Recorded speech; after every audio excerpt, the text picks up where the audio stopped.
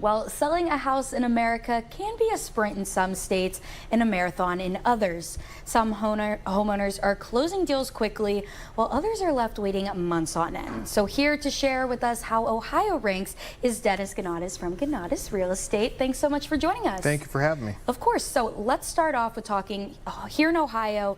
Homes get sold pretty quickly. Why is that? We're still a seller's market. There's not a lot of inventory for people to choose from, and when you start breaking it by area you want to live in, how many bedrooms you need, how many school districts you want to, or what school district you want to be in, it's really narrowing it down. Type of house you want, whether it's a ranch, two-story.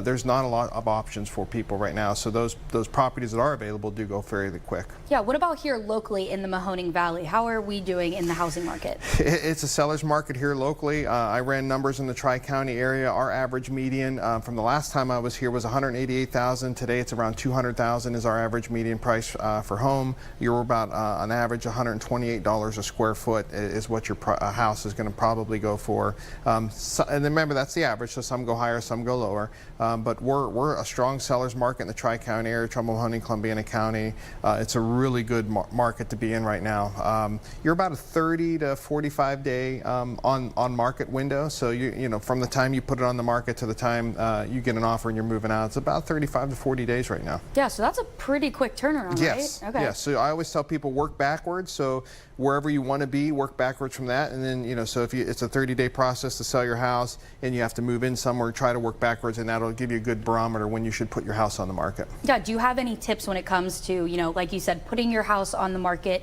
and kind of the time frame to make things go as quick as possible? So to get the best bang for your buck and to make the house sell as quick as possible, obviously it's going to come down to several things. Curb appeal, the amenities the house has to offer, how many bedrooms, square footage, all of those things are going to come into play. Finished basement, we're a strong basement area locally here. Other areas don't have the basement usage like we have. We turn our basements into living space. So egresses can help you count your living space into usable square footage when you're doing the sale. An egress would be either a fire escape through a window or another way out of the house, out of the basement, outside of the original just set of steps that are there. Yeah, and what about on the other side of things, whether, you know, you're going to purchase a home, how do you make sure kind of that process goes smooth with closing and things like that? So what you're seeing a lot of is you're starting to see a lot of my house is contingent on selling when I go to buy your house, so you're seeing a lot of those contingencies. So that's just one contingency though. A home sale contingency is one. You have a lender contingency, which has to pass appraisal, has to get approved for financing. That's another contingency, and then you're seeing a lot of inspection contingencies. So those are three hurdles that you need to pass and get past just to be able to move forward to get the clear to close to purchase the house you're trying to purchase. Yeah, and what about first-time homeowners? They're going to buy a house for the first time. Are we seeing an increase in that in the Valley? You are. There's a lot of people still living with mom and dad in the basement trying to branch out and get their own home. There's a lot of first-time homebuyer incentives. The city of Youngstown has one. There are first-time homebuyers incentives from the state of Ohio. The state of Ohio actually has a bank account set up that will give you extra interest for putting that money towards the purchase of a new home. So you'd want to look into that information.